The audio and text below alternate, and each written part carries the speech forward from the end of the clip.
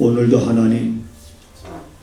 하나님의 말씀이 우리에게서 스쳐 지나가지 않고 오늘 우리가 귀로 듣는 말씀이 우리 마음속 깊숙이 스며들게 하셔서 그 말씀이 우리들의 삶의 소망으로 자리를 잡을 수 있게 하여 주시옵소서. 그 말씀이 힘이 되고 위로가 되게 하셔서 그 말씀이 내 발걸음의 힘이 되기를 원합니다. 그래서 일어나 걷게 하시며 주저앉는 것이 하나님 보시기에 좋은 모습이 아님을 깨닫고 어떤 형편과 상황 속에서도 일어나 걸어갈 수 있는 사랑하는 성도들의 삶이 되게 하옵소서. 오늘도 하나님 말씀 들을 때에 깨닫지 못하는 이들이 하나도 없도록 성령께서 도우심을 믿사옵고 예수님의 이름으로 기도하옵나이다. 아멘. 아멘. 보라, 내가 너희에게 쓰는 것은 하나님 앞에서 거짓말이 아니로라. 아멘. 아멘. 6살 먹은 오빠하고 4살 먹은 여동생이 잔디밭에서 뛰어놀고 있었는데 4살 먹은 여동생이 이제 같이 오빠하고 이렇게 뛰어노는데 느닷없이 목줄 풀린 개가 이제 4살짜리 동생한테 막 이렇게 이제 달려드는 거예요. 그걸 6살짜리 오빠가 보고 자기 동생한테는 막 달려갑니다. 달려가면서 그 목줄 풀린 개가 자기 여동생을 물려고 할 때 자기 몸을 던져요. 그래서 자기 동생을 구합니다. 그리고 그 6살 먹은 오빠는 어딜 물렸냐면 그 개한테 얼굴을 물렸어요. 얼굴을 물리고 나중에 이제 그 TV 모습에서 이제 치료되고 이렇게 물린 이런 흔적들을 이렇게 보여주는데 끔찍하죠.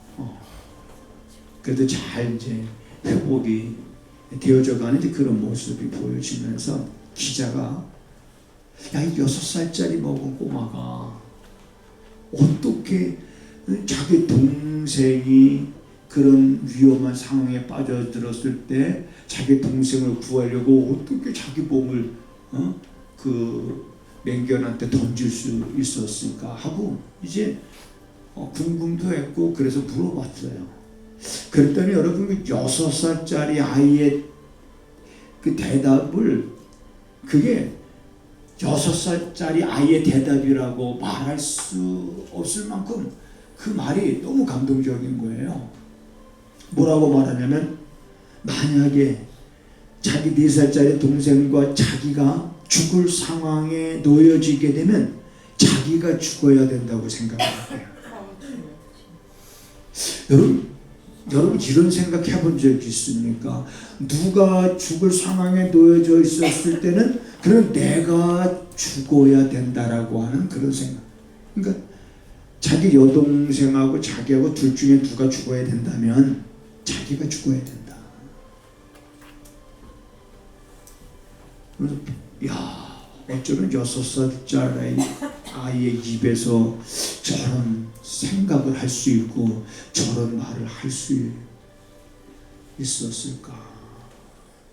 우리 옆에 사람 한번 슬며시 한번 이렇게 보겠습니다. 슬며시 보고 이 사람이 죽어야 될 상황 속에서 주님 제가 죽게 하시옵소서 한번 이렇게 슬며시 마음속으로 할까요? 한번 이렇게 보세요. 자기 그 동생과 함께 있으면서 어떤 죽어야 될 상황이라면 자기가 죽어야 될 것이라고 생각을 하고 자기 몸을 달려드는 개를 향해서 던졌던, 자, 그런 내용이 듣고 보면서, 야, 저 어떻게 저런 생각을 다 할 수 있었을까, 이런 생각을 가지면서 어떤 생각을 했냐면, 예수님께서는 우리가 죽어야 될 자리에서 대신 그분이 죽으신 거예요. 죄로 인해서 내가 죽어야 될 자리인데 주님이, 야, 잠깐만, 너 그 죄 때문에 내가 죽게 될 텐데 그럼 그 죄를 나한테 맡겨라. 그리고 내 의를 내가 너한테 주고 네 죄는 내가 짊어지고 내가 대신 죽을게. 이 내용이에요. 어떤 아들이 이제 아버지가 이제 임종 직전에 있으니까 어떻게 해서든지 아버지 영혼을 구원해야 될 거 아닙니까? 그래서 아버지 눈 감기 전에 아버지 지은 죄 해결해야 됩니다. 예수님께서 아버지 지은 죄 문제 다 예수님께서 그 값을 지불하셨으니 예수님만 믿으면 됩니다 하고 막 이렇게 아들이 복음을 전하니까 갑자기 누워있던 아버지가 벌떡 일어나더니, 이놈아, 자기가 지은 죄는 자기가 해결해야지. 참 옳은 말인 것 같아요. 자기가 지은 죄는 자기가 책임을 져야죠. 그런데 우리가 지은 죄는 그 누구도 해결할 수 없는 죄입니다. 인간이 지고 싶어도 질 수 없는 원죄의 문제이기 때문에, 그래서 우리의 죄를 대신해서 예수님께서 그 처참한 십자가에 달리신 거지요. 그 십자가에 달리셔서 예수님께서 뭐라고 말씀하셨습니까? 내가 따라서 하시겠습니다. 내가 다 이루었다. 내가 다 이루었다 선언하셨어요. 다 이루었다. 뭘 다 이루셨을까? 예수님 십자가에 달려 이제 곧 운명하시는 거예요. 그 운명하시기 직전에 하신 말씀이 내가 다 이루었다는 거예요. 뭘? 시온아, 뭘 예수님이 다 이루었다라고 말씀하신 걸까? 십자가에서. 아마 이제 얘기 들으면 기억이 날 텐데, 혹시 지훈이 기억날까? 예수님께서 뭘 다 이루셨길래 다 이루었다 이렇게 말씀하신 걸까? 시온이는 아는 것 같은데, 저기 현지는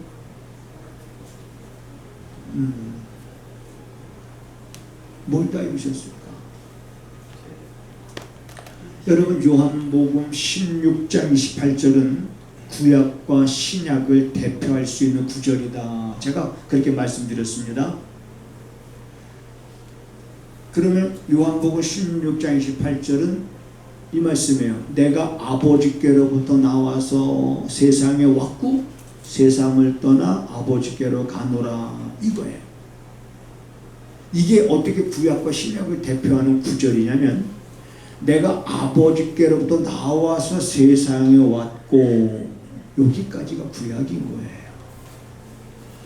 그럼 구약은 바로 예수님께서 아버지께로부터 나와서 세상에 올 것을 부단히 예고했던 것이 구약 성경입니다. 오시리라. 선지자들을 통해서 여러 계시와 여러 모양을 통해서 예수님께서 오실 것을 선지자를 통해서 하나님 말씀하셨어요. 그래서 오시리라 오시리라 오시리라 오시리라 하던 그 예수님께서 어느 날, 우리가 볼 때는 어느 날이지만 그날은 하나님께서 정하셨던 때인 거예요. 그래서 갈라디아서 4장 4절에 보면 때가 참에, 이런 말씀이 있습니다. 하나님이 정하신 때가 참에 보내리라 하셨던 그 예수를 하나님의 세상에 보내신 거예요. 그러면 보내실 때 그냥 보내시지 않았겠죠? 뭘 주셨어요? 여러분, 누군가를 보낼 때 그 보내는 자에게 뭘 주죠? 뭘 줄까요? 임무를 주잖아요. 임무. 그래서 그 임무를 가지고 예수님이 세상에 오신 거예요. 세상에 오셔서 십자가에서 내가 다 이루었다. 그러니까 뭘 다 이뤘느냐? 이렇게 질문하면 당연히 우리는 아버지가 보내실 때 주셨던 임무를 다 이루셨다. 그 임무를 다 이루셨으니까 이제 예수님은 세상에 계실 이유가 없죠. 그래서 세상을 떠나 다시 아버지께로 가노라. 그러면 여기서 다 이루셨다. 뭘? 임무를. 그럼 그 임무가 뭐냐? 라고 또 물어야지요. 그 임무가 뭐예요? 그 임무가 뭐였어요? 영원한 속죄인 거예요. 히브리서 9장 12절에 양과 염소 피로 하지 아니하고, 이 말은 구약에서는 대속죄일이 되어지면 짐승을 잡아서 제사를 드렸어요. 그래서 양과 염소의 피로. 그런데 양과 염소 피가 아니에요. 자기 피로였어요. 영원한 속죄 제사를 단번에 이루셨느니라. 그 단번이라는 말은 에파폭스라는 말로 한 번의 죽음이지만 효력은 영원하다, 이런 뜻이에요. 그래서 2000년 전에 예수님께서 십자가에 달려 죽으심을 지금도 얘기하고 있는 거예요. 지금도 우리는 예수 그리스도께서 언제 십자가에 달리셨느냐? 2000년 전에 십자가에 그분이 달려 돌아가셨다. 2000년 전 얘기를 하고 있는 거예요. 그런데 그 효력은 그때 예수님의 십자가에 달리셨지만 그 효력은 지금도 유효하다는 거예요. 영원하다는 거예요. 앞으로도 계속 그 효력은 발생할 것이고, 언제까지? 그분이 정하신 그 때가 자기까지. 예수님은 우리들의 죄 문제를 해결하심에 있어서 자신의 몸을 화목제물로 드리신 거지요. 아까 여러분 6살짜리 아이가 자기 동생을 위해서 몸을 던졌다 그랬을 때 참 우리 마음에 감동이 옵니다. 그럼 예수님께서 우리 죄를 위해서 자신의 몸을 드리셨다, 던지셨다 라고 했을 때는 어째 마음의 감동이 동일하게 이게 와야 정상인 거야. 이게 와야 정상인 거예요. 이거는 그냥 살려주는 정도가 아니라 어디서 영원히 사느냐를 결정해 주는 거기 때문에 이거는 세상에 그 어떤 것과도 바꿀 수 없는 거예요. 세상에 금은 보화로도 살 수 없는 거예요. 살 수 없는 걸 우리에게 주시려고 자신의 몸을 십자가에 던지신 주님. 그 사랑, 그 은혜. 그래서 우리가 그런 찬양을 드리는 겁니다. 대속해 주신 사랑을 간절히 알기 원하네. 이 노래를 부르는 거예요. 대속해 준 사랑. 어떤 분은 30-40년 예수를 믿었는데도 그거를 자기가 입으로 고백을 못한 거야.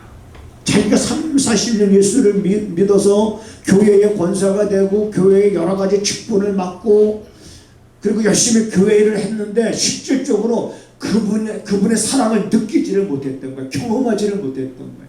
근데 어느 순간 그거를 팍 깨닫게 되어지면서 30-40년 동안 믿어왔던 지난날의 자기의 모습은 그냥 쌍년일 거예요. 쌍년. 그래서 노래를 그렇게 나 같은 쌍년이 용서한 받 이렇게 노래를 부르는 거예요. 근데 그 간증이 너무 제 안에 깊숙이 심은, 야, 이분이 정말 그걸 경험을 했구나. 자기의 거짓되고 위선됐던, 그리고 그런 확신 없으면서 믿었던 자기 모습, 나 같은 쌍년이 용서함 받아서 주 앞에 옳다함을 얻었다는 거야. 나 같은 남자는 뭘까 그러면? 응? 여자는 쌍년이라 그러면 남자는 쌍놈입니까? 오죽하면 바울도 뭐라고 고백하냐면 나는 죄인 중에 그 괴수단 말이야. 그래서 나 같은 사람이 주 앞에서 용서함을 받고 옳다함 얻었고 주 앞에 옳다함 얻었다. 죄인인 내가 이제는 의로운 자가 되어졌다. 그러면서 그걸 그때서야 깨닫고 그들 어떤 그 은혜에 대한 감사와 감격에 눈물을 흘리며 콧물을, 여러분 사람들 많은 데서 콧물 흘려본 적이 있어요? 눈물 콧물 범벅돼서 막 울어본 적이 있어요? 부끄러운 일이죠. 어떻게 사람 앞에서 뭐 콧물도 닦은 사람이 어떻게 콧물을 흘리고 눈물을 흘려요? 근데 그 은혜의 감격과 감동이 오고 자기의 지난날의 모습이 얼마나 어리석고 미련한 그런 걸 깨닫게 되니까 그게 없는 거야. 그냥 그 많은 사람들 앞에서 눈물과 콧물을 흘리며 범벅 흘리면서 나 같은 쌍년이 용서함 받아서 주 앞에 오늘 다 얻었다면서 그 안에 기쁨이 차고 넘치기를 시작하는, 그 후에 그의 삶은 어떻게 됐는지 모릅니다. 그러나 생각해 보건대 그 후로 그의 삶은 하나님 앞에서 온전한 삶을 살았으리라 생각이 되어집니다. 하나님 앞에서 오늘 우리들의 삶의 모습은 어떤 모습일까?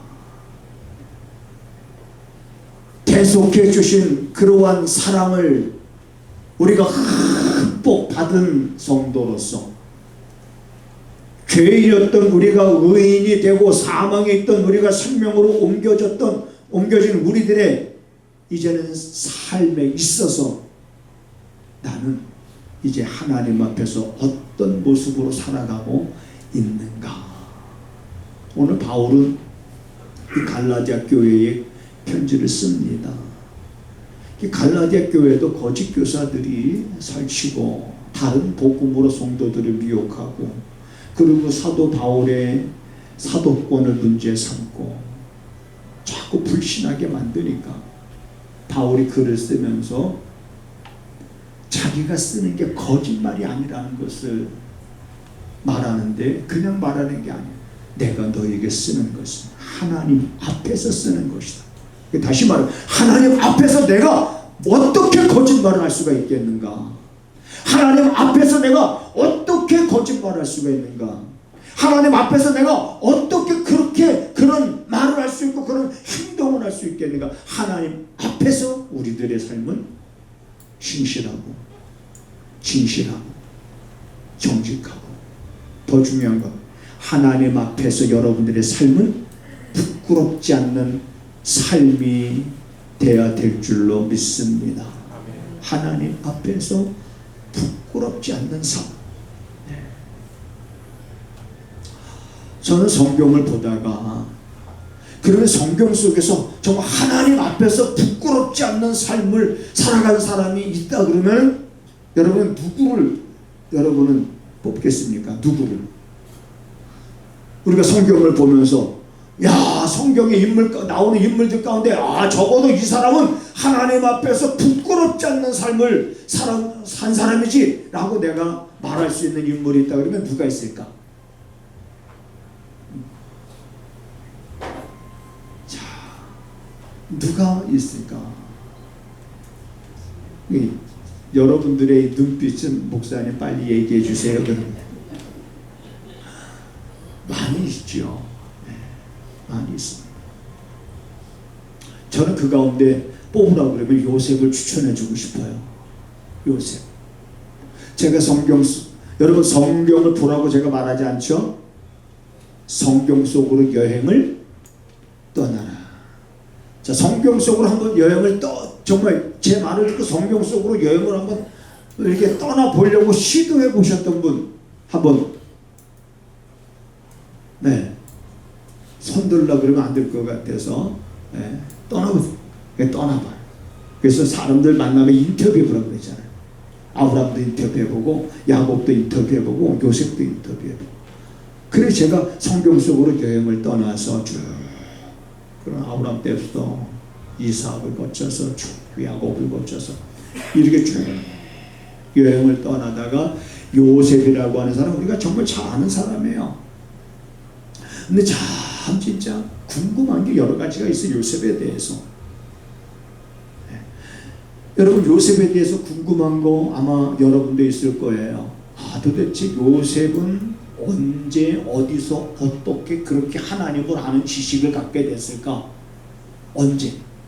요셉이 언제 어디서 어떻게 정말 그러한 믿음을 가질 수 있었을까? 하나님을 경외하는 믿음을 가질 수 있었을까? 여러분, 요셉의 아버지가 누구예요? 요셉의 아버지 야곱이죠. 야곱은 어떤 사람입니까? 형을 속였어요. 네. 아버지한테 거짓말했어요. 그리고 이제는 형한테 이제 형이 화가 나가지고 형이 자기를 해코지할 것 같으니까는 멀리 도망을 갑니다. 외삼촌 라반의 집으로 도망가요. 거기서 야곱이 결혼을 하는데 삼촌 라반의 둘째 딸 라헬이 마음에 들었어. 그래서 라헬과 결혼하기 위해서 7년 봉사를 약속합니다. 그래, 라헬을 사랑하기 때문에 7년을 지루하게 생각하지 않고 7년을 아주 기쁘게 봉사를 하고 힘든 거 없이 열심히 7년을. 그리고 이제는 결혼식 날 방에 들어가서 딱 보니까는 누구요?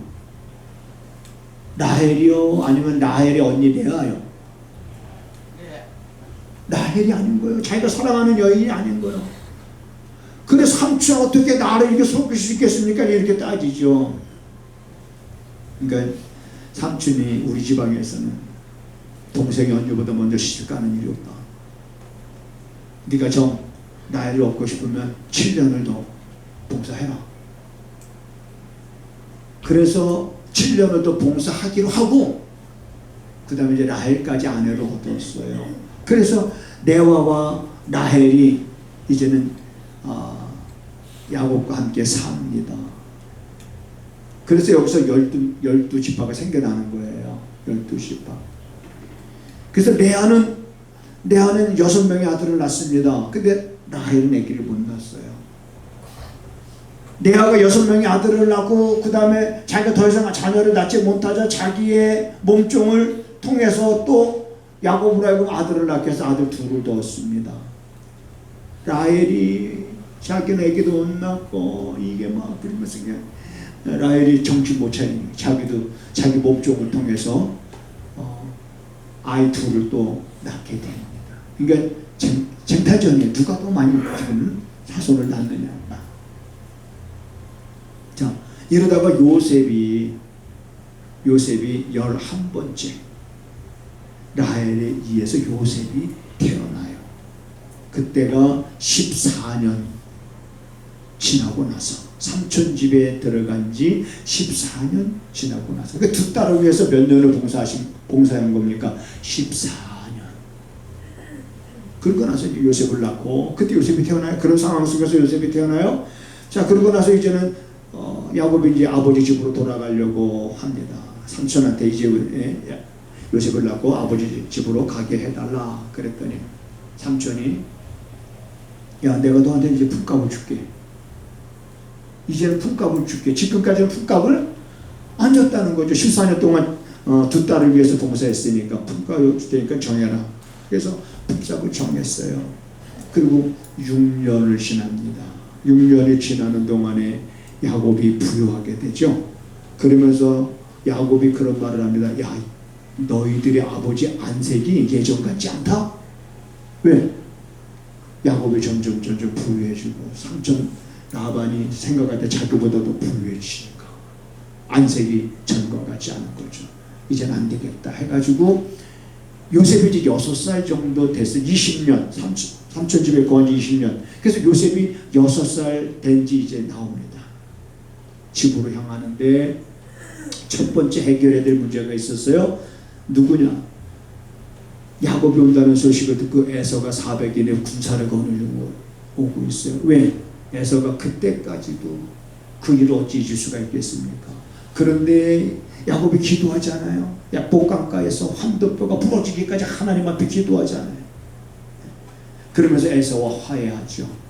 그리고 나서 어디로 가냐면 베델로 갑니다. 바로 아버지한테는 안 갔어요. 그래서 베델로 갔다가 그리고 나서 이제 아버지 이삭이 있는 곳으로 가는데 그때 요셉의 나이가 많아야 7이나 8살 정도였을 겁니다. 자, 그러면 이삭은 이제 도망갔던 자기 아들 야곱이 자기 형제들을 식솔들을 거느리고 왔어요. 와서 이제는 손자들을 보게 되는 거예요. 그리고 이삭 할아버지와 요셉이 한 10년 정도 살다가 이삭이 살아있을 때 요셉이 형들의 손에 의해서 팔리는 거예요. 형들의 손에 의해서 팔립니다. 그때 이삭도 살아있었어요. 네. 야곱이 자기가 사랑하는 라헬로부터 얻은 요셉을 굉장히 사랑을 했던 것 같아요. 그래서 늘 형제들로부터 시기의 대상이었어요. 우리 아버지는 요셉만 사랑한다. 그 형제들이 늘 미워했어요. 근데 어느 날 이제 형제들이 그런 시기심이 있으니까 이제 요셉을 팔죠. 자, 그러면 요셉이 17이 팔려요. 요셉의 신앙은 언제 좋아졌을까? 형들이 구덩이에 던져버립니다. 우물인데 물이 마른 구덩이 위에 던져버려요, 요셉을. 그러면 요셉이 살려달라고 애걸복걸했어요. 창세기 42장에 보면 그 형들이 그때 요셉이 구덩이에 우리가 던졌을 때 형들 왜 이러냐고 날 살려달라고 끄적거리다가 애걸복걸할 때에 자기네가 그걸 모르는 척하고 외면했던 그러한 죗값을 우리가 받는구나라고 과거의 일을 돌이키면서 형들이 한탄은 자기들의 신세를 한탄하는 모습을 우리가 창세기 42장에서 보잖아요. 그러나 요셉이 17살에 팔려서 이제는 애굽의 종이 됐어요. 한 가정에. 거기서 여러분 도대체 요셉은 어떤 믿음을 가졌길래 그의 삶이 어땠길래 그 보디발 장군이 요셉을 봤을 때에 하나님이 요셉과 함께하는 것을 볼 수 있었을까? 요셉으로 인하여 자기 가정에도 복을 주신다는 것을 어떻게 저가 요셉에게서 그걸 볼 수 있었을까? 요셉의 믿음은 도대체 언제 저렇게 좋아진 걸까? 10대 때인데 언제? 자, 이런 내용들. 그래서 제가 인터뷰를 했습니다, 요셉한테. 여러분 안 믿어지나요? 믿으세요. 괜찮아요. 제가 요셉을 인터뷰했습니다. 요셉, 내가 궁금한 거 하나 있는데 좀 물어보고 싶어. 아니 요셉, 당신은 말이야 보디발 장군의 집에서 아무도 없었을 때 보디발 아내가 유혹하지 않았느냐. 그때 못 이기는 척하고 그 보디발 아내 유혹에 그저 빠졌으면은 당신 삶이 평탄했을 거 아니냐. 그때부터 당신의 삶이 탄탄대로였을 거 아니냐. 근데 왜 그거를 뿌리치고 그걸 어떻게 뿌리셨냐. 내가 어떻게 하나님 앞에 큰 죄를 내가 범할 수 있겠느냐. 하나님 앞에. 그러면 10대 때 요셉은 도대체 하나님 앞에서의 그의 삶을 살아갈 수 있을 정도로 도대체 그 믿음이 언제 어디서 어떻게 요셉 당신은 갖게 됐는지 나한테 좀 말해줄 수 있겠냐. 그랬더니 요셉이 그거 비밀이라고 그러더라고요. 제가 졸랐어요. 그러지 말고 좀 가르쳐달라. 그랬더니 가르쳐 주더라고요. 성경에는 없어요. 그래서 그거는 요셉이 그런 얘기를 하는 거예요. 왜 아버지하고 우리가 할아버지 만나러 갔을 때 이삭 할아버지가 우리를 얼마나 이뻐하든지, 아이고 우리 야곱의 자식들이로구나 그러면서 할아버지가 우리를 쓰다듬고 뽀뽀하고 안아주고 그 할아버지가 얼마나 우리들을 이뻐하는지. 그런데 어느 날 그 할아버지께서 이야기를 해주는데 그 할아버지가 해준 이야기가 내 마음속 깊숙이 스며들었습니다. 그러더라고요. 그래 이삭 할아버지가 무슨 얘기 해줬는데요? 물었어요. 그랬더니 어느 날 우리들을 다 불러 모아놓고 이삭 할아버지가 우리에게 이런 이야기를 해줬어요.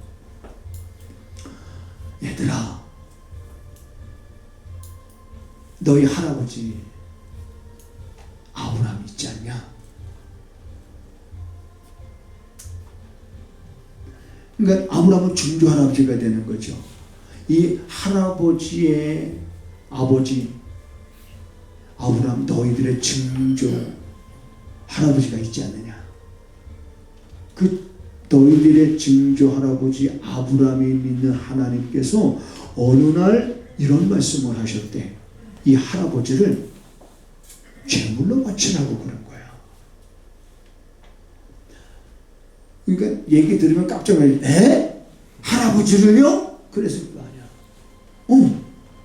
너희 증조 할아버지 아브라함이 어느 하나님께서 나를 이 할아버지를 제물로 바치라고 말씀하셔서 너희 증조 할아버지 아브라함이 증조 할머니 사라에게 말도 안 하고 나를 데리고 하나님이 지시하신 산으로 간 거야. 그래서 거기서 제단을 쌓고 이 할아버지를 이제는 결박하고 제단 위에 올려놓고 너희 증조 할아버지께서 큰 칼로 이제는 이 할아버지를 향해서 칼로 잡아서 번제를 드리려고 너희 증조 할아버지가 칼을 빼서 이 할아버지를 향해서 치려고 할 때 그때 하나님의 천사를 보내서 멈추라고 그랬어. 그리고 나서 하나님이 아브라함에게 너희 증조 할아버지 아브라함에게 내가 이제야 내가 나를 경외하는 줄을 알았다라 그러면서 하나님이 말씀하시고 그리고 나는 거기서 살 수 있었지. 나도 그때 그 하나님 너희 증조 할아버지가 믿는 그 하나님을 나도 그때 거기서 그 하나님을 만났고 그 하나님이 전능하신 하나님이라는 걸 그때 나도 믿게 됐지. 이런 이야기. 이 이야기가 똑같이 손자들이 다 들었는데 요셉의 마음속에 그 말씀이 쑥 깊숙이 스며든 거야. 하나님은 어떤 하나님? 전능하신 하나님이시다. 그래서 전능하신 그 하나님 앞에서 어떻게 살아야 되느냐? 바르게 살아야 되는구나. 죄를 범하면 안 되겠구나. 그래서 요셉은 그 나이에 세상적으로 생각하면은 기회라고도 할 수 있겠지만은 그런 것들 다 거절하고 하나님 앞에서 정직한 삶, 하나님을 경외하는 삶, 하나님 앞에서 내가 어떻게 큰 죄를 범하리요 라면서 그 하나님을 믿으면서 죽기까지 변하지 않았습니다. 따라서 하시겠습니다. 요셉은 그 신앙이 죽기까지 변하지 않았더라. 죽기까지 변하지 않았어요. 하나님 앞에서의 그 삶은 죽기까지 또한 변함이 없었어요. 어떻게 그 죽음을 보면 아는 거예요. 그래서 요셉이 죽을 때 뭐라고 죽어요? 이런 유언을 남깁니다. 나는 죽지만 하나님께서 우리에게 약속해 주신 아브라함에게 약속해 주신 그 약속들 너의 후손들을 권고하는 날이 반드시 올 텐데 그 권고하는 날이 올 때에 내 해골을 여기서 메어 갈 것을 유언으로 남깁니다. 언제 그날이 올지 몰라요. 그렇지만 하나님 약속하신 그 전능하신 하나님께서 말씀하신 그 약속이 반드시 이루어지는 날이 올 것이다. 그날에 너희는 내 해골을 여겨두지 말고 내 해골을 메어다가 이곳에 그러면서 요셉이 유언으로 남기거든요. 그런데 그 유언이 요셉이 그런 유언이 끝나고 나서 거의 300년 넘게 시간이 지나가요. 이스라엘 백성들은 뭡니까? 애굽의 노예로 430년. 그래서 하나님을 권고한다는 건 뭐예요? 이제 거기서 애굽에 살면서 그들 끄집어내시는 날이죠. 그때 여러분 사람들이 그걸 기억하고 있었을까요? 그걸 기억하고 있었을까요? 기억하고 있었습니다. 그래서 요셉의 해골을 메어다가 세겜에 장사하는 모습을 우리가 출애굽기에서 보게 되는 겁니다. 여러분, 이제 오늘 우리들의 신앙의 삶은 하나님 앞에서 사람들이 어떻게 살았을까라고 하는 모습들을 우리가 성경의 인물들을 살펴보면서 많은 인물들을 살펴볼 수 있습니다. 다니엘을 비롯해서 그의 친구들을 비롯해서 그 외에 다인, 모세, 수많은 사람들, 그 다음에 신약으로 넘어와서 하나님을 알지 못했던, 잘못 알았던, 유대교에 빠졌던 바울이 예수 그리스도를 만나고 나서부터 바울의 삶도 하나님 앞에서 변함이 없었죠. 죽기까지. 그래서 그 바울도 내가 지금 쓰는 것은 이건 거짓말이 아니라는 것을 하나님의 이름으로 저들에게 말하고 있는 거야. 내가 지금 하나님 앞에서 거짓말하는 것이 아니다 라고 말하는 거야. 여러분, 사람들은 자기 말이 거짓말이 아니라는 것을 주로 뭐에 이렇게 거짓말이 아니라는 걸 강조하기 위해서 주로 어떤 말을 많이 해요? 친구들, 야, 너 나 못 믿어?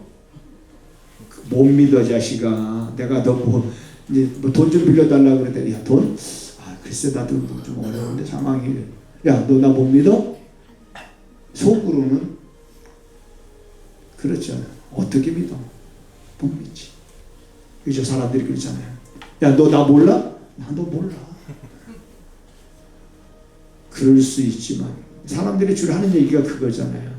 자기 말이 거짓이 아니라는 걸 강조하기 위해서, 야, 내 손에,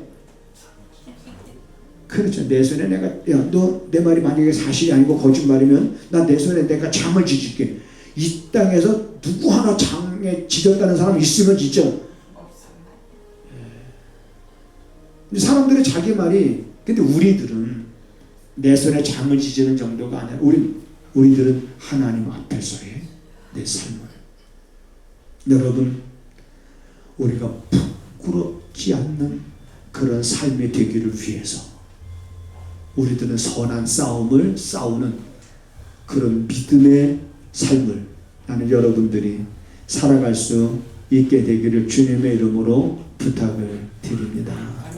네, 그 길이, 그게 승리의 길입니다. 네, 그 길에서 우리는 하나님이 내게 어떻게 역사하시는지 또 경험하게 될 겁니다. 이러한 은혜가 정말 우리들의 삶 속에 한 해를 마무리하기 전에 있기를 정말 주님의 이름으로 축복을 드립니다. 사랑하는 성도들이 담대하게 하시고 저들의 마음을 강하게 하셔서 흔들림이 없게 하시고 하나님의 전능하심을 사랑하는 성도들이 날마다 경험하는 삶이 되게 하셔서 그 하나님을 향하여 마음을 온전히 향하고 그 후로부터 삶의 모든 근심과 걱정과 염려로부터 자유한 삶을 살아가는 성도들이 되어서 그 입술에서 나는 소리들이 듣는 자들에게 삶의 희망이 되게 하옵소서. 아멘. 하나님 앞에 귀한 예물을 드립니다. 11조 예물과 선교 예물과 감사 예물을 주 앞에 드리오니 믿음으로 하나님 앞에 드리는 그 손길들에게 이제 하나님 때를 따라 돕는 은혜를 베풀어 주셔서 부족함 없게 하시는 하나님을 경험하고 때에 합당한 은혜로 채우셔서 늘 넘치게 하시는 하나님을 자랑할 수 있는 성도들의 삶이 되게 하옵소서. 또한 하나님 오늘 오후에 있게 될 음악회에도 하나님 참여하는 모든 이들에게 한 가지로 하나님의 은혜의 감사의 물결이 흘러넘칠 수 있는 시간이 되도록 역사하여 주시옵소서. 지금은 우리 구주 예수 그리스도의 은혜와 우리 아버지 하나님의 무한하신 사랑하심과 성령의 감화 감동 역사 위로 교통하심이 오늘도 사랑하는 성도들의 가정과 저들이 손으로 행하는 모든 일들 가운데 지금부터 영원하기를 간절히 축원하옵나이다. 아멘. 아멘.